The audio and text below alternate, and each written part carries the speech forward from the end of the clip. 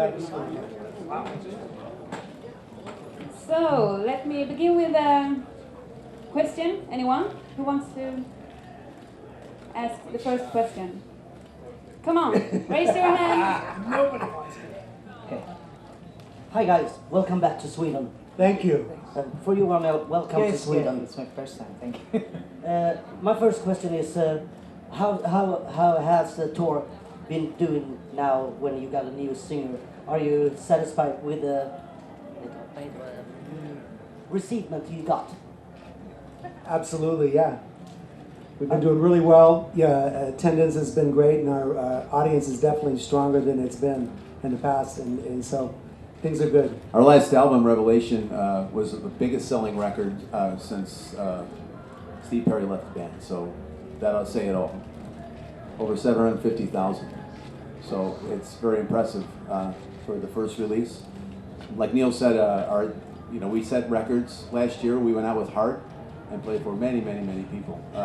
In the economy, that could be, not so good, but we didn't see that last year. There was packed houses everywhere, and they wanted to see Arnell, so it's cool. And Journey is back. Okay, more questions? Yes. Hi guys, Philip from Germany. I'd like to know, a couple years back, I saw you guys in Tampa, Florida, performing on the 30th anniversary tour, and you did a 3-hour gig, and I know DVD footage was filmed. Now next year it's going to be the 35th anniversary of Journey. Are you going to do something like a 3-hour show with all the classics? Because I'm sure everybody would like to have that. I suggested it when we did it that year, and he wanted to kill me. Everybody wanted to kill me. I like playing long, but everybody was like, we're 2.5 hours in, and they're like, dude, why did you come up with this idea? But it was received well by the fans, so. Some fans wanted their money back when they didn't like the old music, Oh, No, they didn't even know that we were playing. When Yeah. we started playing our old material, they thought it was a warm-up band. Yeah. Okay, so that's not going to happen again. I don't think so. Well, maybe not till the 40th. The 40th. There you go.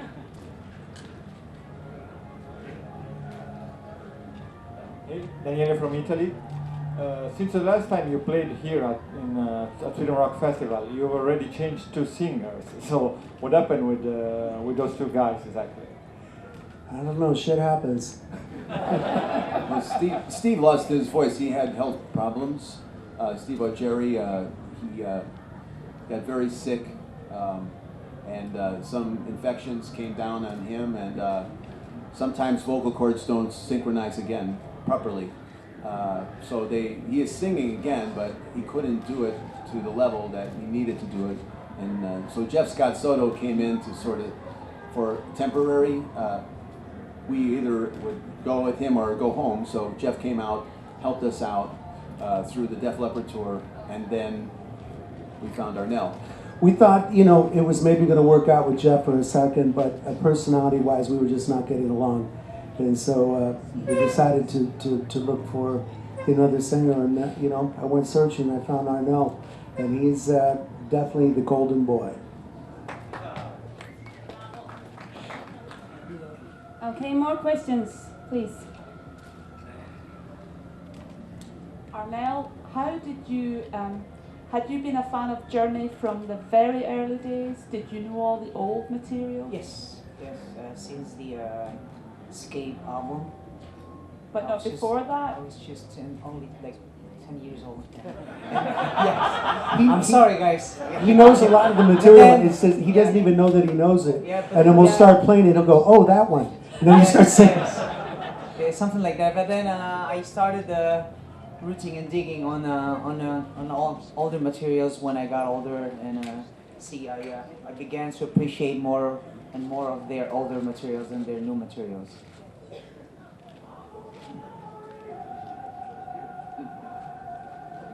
More questions? There's some vibrato for you. Hi, me again.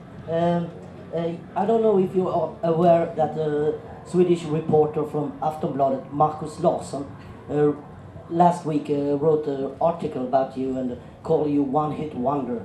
Can you please inform One-hit wonder. Can you please inform Marcus Larsson how many one-hits you have had? 89 million one hit. 89 million. No, well, Well, I tell you what, if we had one hit, are we referring to Don't Stop Believing, is that it? In the States, we have about 15 top 15 records. Yeah, 15 of them at least. Yeah, not quite one. And recently, on the Revelation record, after all these years, went to #1, adult contemporary. So there's another hit that we can add to the group. So, every band has one song that they're known for. And if he's referring to that, then okay, yeah. But there's plenty more where that came from. They'll be moving on soon. I mean, Don't Stop Believing is kind of like all over the place now. It can only get played for so long, and then they're going to move to another song. And I don't know of any one-hit wonder band that can last the better part of 35 years. So I guess he doesn't. Tell him to do his math. Do the math. Yeah, only 60 million albums, 65 million maybe. So that's more than one hit, I guess. All right. One more. Okay. Is there any chance that you could come to Europe for some extending touring rather than just doing festivals and some small tours? Well, this is like, we're over here for close to a month, which is about as long as we've done over here. Yet this is the most extensive tour we've done in all of Europe, and we're still not playing a lot of countries that we'd like to play. And so hopefully in the future we can, spread out and play more. The idea, though, is to get in these festivals and get in front of more people. I think a lot of promoters think that we're too soft, and we're here to prove today that we're not. Yeah, also, we spent a good time in the UK working, and it was our first time back for a long time, maybe 3-4 years ago, because we had never come to Europe before in the 80s. Steve Perry did not want to come here for some reason, so we didn't, and I think building our fan base up again will help us, so maybe we can do some more, we'd like to go to some of the other places as well. Yeah, as Jonathan said, in the heyday, in the big wave of the 80s, we didn't come over here. We could have, but we didn't. So only in the last 4 years have we just started to build our market here. So we'd like to think this is just the beginning. Also, people are seeing Arnel for the first time, and much like in the United States, when we started last year, all eyes were on him. They know what the band is about, and they were looking at Arnel like, what is happening? Is this guy, can he really do it? Is it happening? Is the energy right? And definitely it was. And so, I think the same thing's going to happen in Europe here while we're playing. That as he, performs, and people just go, oh, wow, what a voice and what a band. And so I think it's going to be all good. Speaking of the success of Revelation, well, obviously Arnold's singing is superb, but it seemed to me that also the songwriting was much better than on the albums before, or at least it made more sense in the whole thing. Why is that, and why did you come up with that before? Not being offensive, but... I think that Neil and I just took the bull by the horns. We knew exactly what we needed to do, and we didn't have anybody in the way. It was just him and I, and we just went at it, and we just had magic together. We had no A&R guy for once, telling us what songs we should be playing and what songs we shouldn't play, and throwing out this and saying you need one of these that sounds like this, and really we weren't expecting to do a record. So I think that really this band I think is the best when it's on the fly and we're not overly prepared. We wrote everything in the 11th hour. We actually had only 2 songs written when Arnel came in, and we went in the studio and we wrote every song every day and went in the studio and recorded it, even though nobody knew it. We just kind of went in, learned it, arranged it, and played it, and then Arnel took the tape home, learned the lyrics, learned the melody, and came back and sang it the next day. And so that's exactly what happened for real.